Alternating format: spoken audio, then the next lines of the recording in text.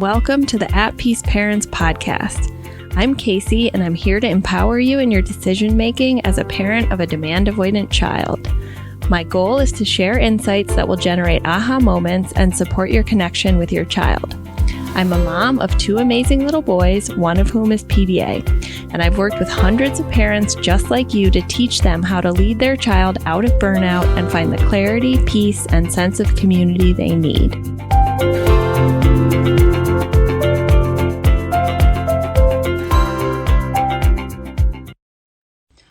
What is strewing, and how can it help a PDA child or teen? So this is a question that I've seen in my comments on Instagram and on Facebook. So I thought I would take some time today to give you guys a definition, give you guys examples, and we can actually categorize the different types of strewing so that it's easier to use in your home with your PDA child or teen and to experiment to see if it helps with avoidance and engagement. So before I define strewing, I'm going to start with a story to illustrate how I learned about how this could be such an impactful tool in your home. Okay, so when my son Cooper was younger, I was very, very intent on him learning to read. And I was also very intent on him eating healthy foods. Okay, so these were two of my big things as a mother when I first became a mother. So when I used to still live in the Washington, D.C. area, and my son was, 2, 3, 4 years old, I was really focused on baby-led weaning, all organic stuff, reading, all the things. I'm sure many of you can identify with that. So let's start with reading. As I was trying to get him to read, the more I tried to read to him, the more he would do what I now understand as equalizing or controlling behavior in order to get back to a sense of control. But what that looked like was I would be reading a book to him, and he would say, "No, stop." And he would want to change the words or the story. So I ended up intuitively in this space where every night we had this very unique routine where it had to be a certain number of books and a certain number of songs and a certain number of roughhousing iterations. But he would make me change the words and the storyline to silly things like poop and fart and all the things, because otherwise he would not read the book with me,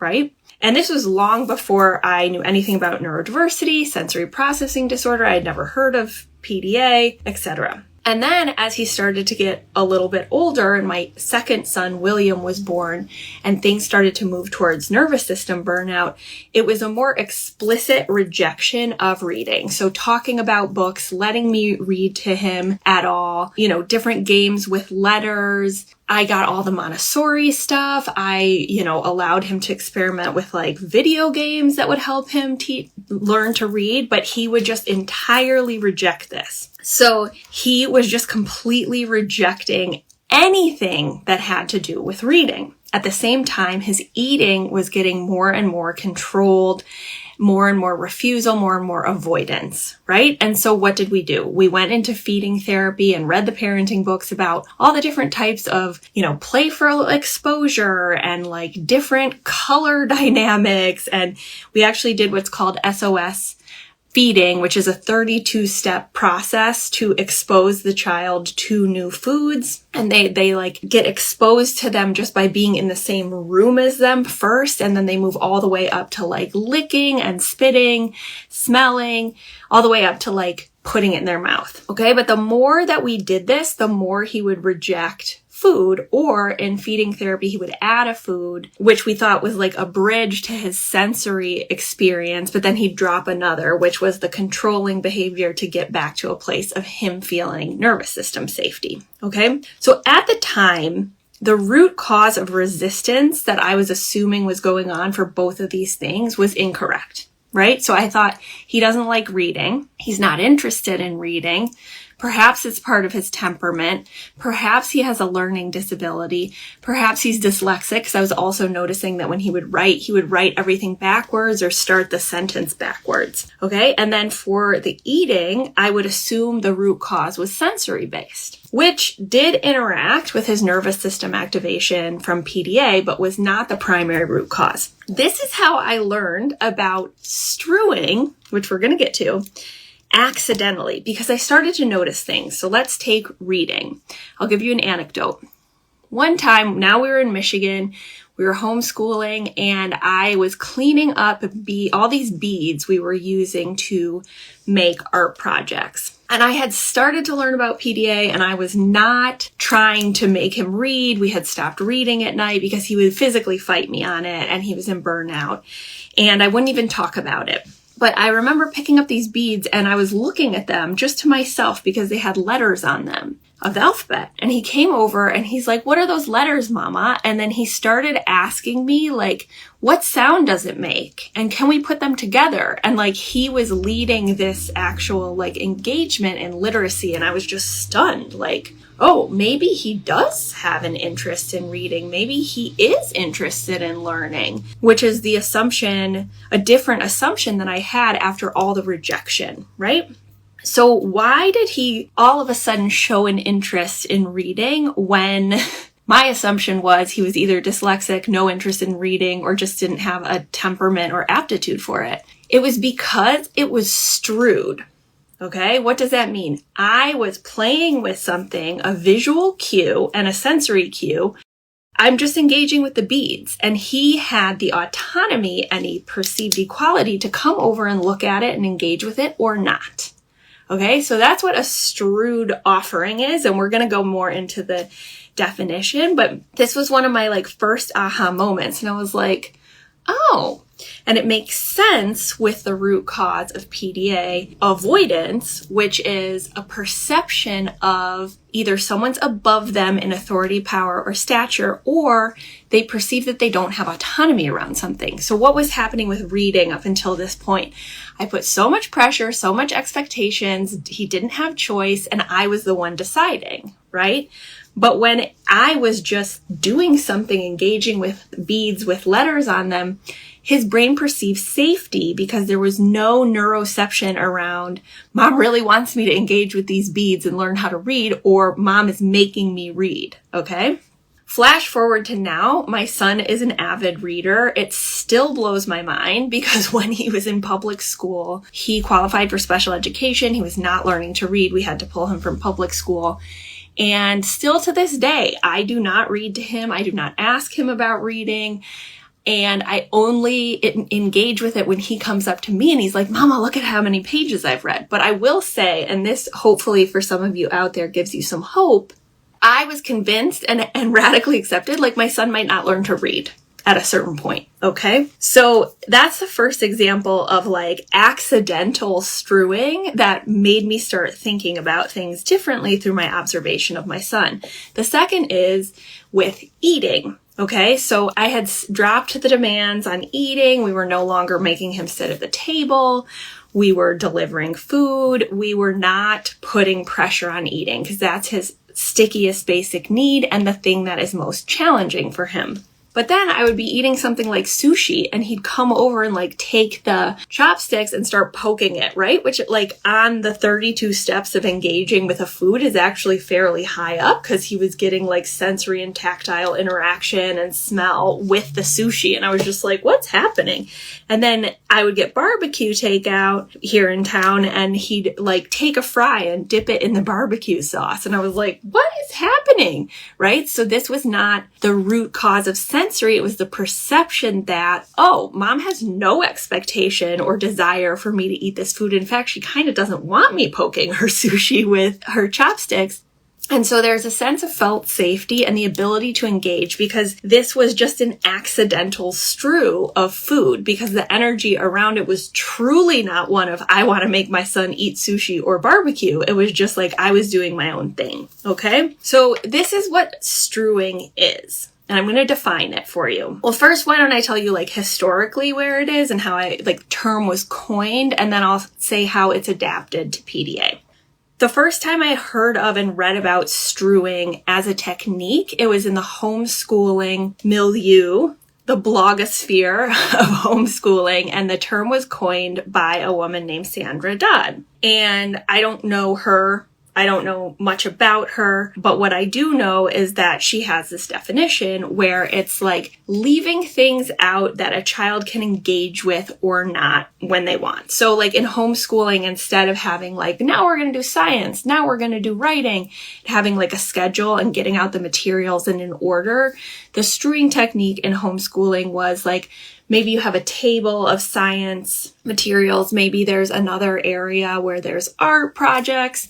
And then there's maybe like a sensory table, and the child or teen can gravitate towards what their interests are in the order that they want. Okay, so for PDA, we have to take it a step further and remove the expectation that they engage with it at all. So the way that I think about it is a sensory-based cue in the environment that we can offer to the child without the expectation that they engage with it or not. So there's really autonomy, true autonomy, energetic autonomy, and a perception of equality so that it's not like, I put these out and now you have to engage with it. Okay? So strewing is one of 12 accommodations that I teach in depth in the Paradigm Shift program. So if you are interested in practicing these skills in real life settings with me and a community of like-minded parents for 3 months, that is what we will be doing in the Paradigm Shift, among many other things. Okay, so let's talk about strewing in categories of how we can use it as parents, because I find it helpful to break things into categories for memory. So again, strewing is a sensory-based offering that we can use in the environment to cue our children or teens for engagement, for learning, for connection, without the expectation that they engage. Okay, so there's 3 types I like to think about. One is a visual strew, which is how it's traditionally used, which is what I described earlier for homeschooling, of like, I'm going to leave out these tables of, art supplies. But what with a PDA child or teen, it has to be like truly just an offering that it's okay if they don't engage. So for example, you may have noticed if you're in therapy with your PDA child or teen, or if you have gone to someone else's home or a store and they've seen something that they've like really wanted to engage with, and perhaps it's a toy, it's a puzzle, it's an art project, maybe it's even a food. Like this happened with us at OT recently, where my son was really interested in this carnation powder, which had all these vitamins and minerals, especially calcium, because he doesn't get any calcium and he doesn't really take vitamins. So he's like so into it. And this can happen with a toy too. And then what do we do as parents? We're like, yes, they're finally engaging with something. They want to play independently with something, or they want to eat something. So we buy it or we stock up on it. And then we're like, look, I got you this type of chips that you loved. Or look, like that board game that you loved over at your cousin's house. Like I got it for us and we can play. And then they're like, no interest, reject it entirely. And they're like, I don't want to do that. Right. And you're like, what? And it doesn't make sense. However, through the PDA lens, it completely makes sense, because even if they really liked it and want to engage with it, when we have an expectation around it and even the slightest bit of pressure of like, I'm above you, I bought this, now it's time to engage with it, there's the perception through the survival brain, which remember is subconscious, where they perceive threat of like a loss of autonomy or equality, which activates the nervous system, fight, flight, freeze, and then we see the avoidance, right? The root cause is nervous system activation, but we see the rejection or avoidance. So how can we accommodate this in a simple way? Strewing is a great technique where maybe you were at the cousin's house and you saw that they really loved engaging in, the game Sorry. And it's around Christmas time, so you're thinking about like purchasing them something. Maybe you, instead of giving it as a Christmas gift, which puts pressure on the engagement, maybe you purchase it and just leave it out, right? Or just put it on the shelf and just wait until they engage with it or not, or notice it, right? So there's just no pressure of like, we need to engage with this now, or I saw that you like this, so let's play it together, right? So that's a visual strew. the casually leaving out of things that they can engage with or not on their own timeline. It's imbued with autonomy. It's imbued with a sense of equality. And we as parents just have to work on our patience for when and how the engagement happens. Sometimes you can do this more deliberately. Like, sometimes when my kids are on the screen for a really long time, I start to take out things to like bake, right? And sometimes they gravitate towards like, oh, mommy's doing something, so I'm going to do it with her. And sometimes they don't. And that's okay. Okay, so that's a visual strew. Another type of strew is an auditory strew, which in the Paradigm Shift program, I teach the nuance of how to combine this with other accommodations and to use it to start to develop healthy self-concept. We build on all these skills to do really transformative shifts with our children, but it's hard for me to explain in one live, which is why I have a program that we practice this together. But an auditory strew, let me give you an example. I like to think of this as like a verbal trial air balloon or a little like verbal litmus test in the air just to like collect data of like, is this of interest or is it not of interest? So you might find your child all weekend being like, I'm bored. But every time you suggest something like, oh, let's go to the park, let's go bowling, why don't we go to a store? Why don't we call a friend? They're like, no, right? That's because as challenging as this is to wrap your mind around as a parent, when you suggest something, there is the perception that you're above them or the loss of autonomy and choice, even by imposing like, these are the choices, right? Again, this is about neuroception. This is about the nervous system. This is not something your child is consciously doing to be manipulative or annoying, even though it can feel that way. So when we ask direct questions like, what do you want to do this weekend? Or make suggestions, we're closing the number of categories, which can be perceived as a loss of autonomy. So one of the things I do to preempt this in my own home, and one of the things we practice in the Paradigm Shift program, is an auditory strew. So like on the weekend, instead of asking my child what he wants to do, I might just start looking up things on the computer, and I might be like, oh, it looks like the wellness center actually has a kids swim this Sunday. And it's like a little trial air balloon, auditory trial air balloon. Sometimes my son doesn't hear it. Sometimes he does. Or I might do an auditory strew with my husband where we're talking and I'm not like hushing my voice so he can hear, my son can hear what we're talking about and engage or not. Okay, so that's an auditory strew. And what this is doing is this is allowing your child to stay in the thinking brain so they can actually respond with their preferences, right? Because you may have noticed like my son is an automatic no for everything, right? Even when I use a lot of these accommodations. But the point is that like by using the accommodations, I bring down his nervous system activation. So he's spending more time in that frontal lobe where he can actually think. So he might say, no. And I'm just like, okay, like, and I'm truly fine with it. And then as soon as he gets back into the thinking brain, he's like, okay, yes, right? And drop a heart if you've noticed that with your child. When they perceive felt safety and they're in the frontal lobe, they can actually think. Okay, the final strew that we can use as a shorthand for remembering is called what I call the you strew. So I think this is the most powerful strew because it combines the sensory cue of like something in their environment they can engage with or not, with a safe nervous system, which is yours.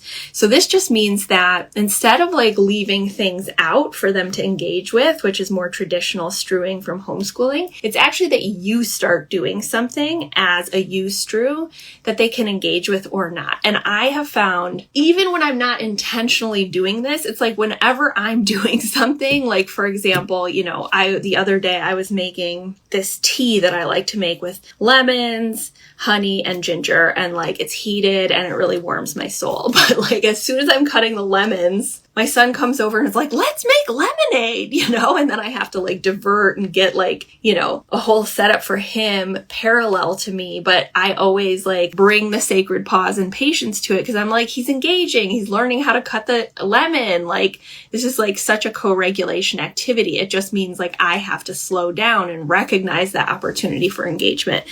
But let me give you an example from working with a client when this was such a powerful accommodation because it really did shift things, but it took consistency and mindfulness, okay? So I was working with a family who had 2 PDA tweens. One was externalized, one was internalized, and both needed to be home from school for a period of time in order to get out of burnout. So the mom's mother had moved from out of town in order to support her daughter because she couldn't do all of it by herself. So she moved close by and they had the externalized PDA who was largely doing his unschooling thing in the home. And then the internalized PDA would go over to his grandmother's house, but without the expectation that he was going to engage in learning, right? Because they were trying to get him out of burnout. And the premise was like, he can bring over his iPad, he can watch the iPad. And what grandma and mom and I worked on was, okay, every day we're just what your role is first, don't take it personally that he's not engaging with you. Second, reduce expectations and demands around whether or not he engages. So we're totally radically accepting that he might not and we're letting go. But grandma is going to set up some sort of activity nearby that she's engaging in, right? So she is going to be baking cookies or she's going to be doing a Sudoku or she's going to be doing a puzzle and the child on the iPad can engage or not, right? So what happens? The first 2 or 3 weeks, the kid has no interest in coming over to see what grandma's doing. And she's consistent and we're working through it. And she's committed to the letting go of and non-attachment of whether or not the child comes over. This is the ultimate use Strew of like, grandma is a sensory-based cue of something else going on that the child can engage with or not. And her nervous system is there too, right? So eventually, to everyone's surprise except mine, because I've been through this, I've worked with hundreds of families, I know that this works. Eventually, he started getting off the screen and showing interest in engaging with what she was doing. Remember, like the key refinement of this type of accommodation is that we don't do the accommodations in order to get a response in the moment. We do the accommodations as a way of accommodating the nervous system so that consistently we're creating a new neural pathway back to the frontal lobe and reducing demands and expectations so that their nervous system can experience felt safety.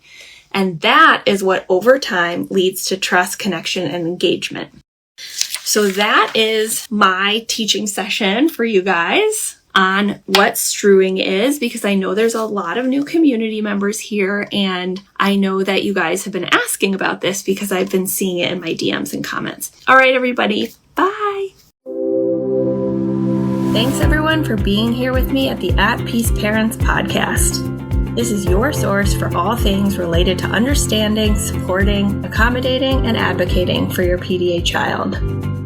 To go deeper on any of these topics, check out my course offerings and masterclasses at the website www.atpeaceparents.com. To completely transform the way you think about and relate to your child and to bring peace and stability to your home, join us for the next cohort of the Paradigm Shift program.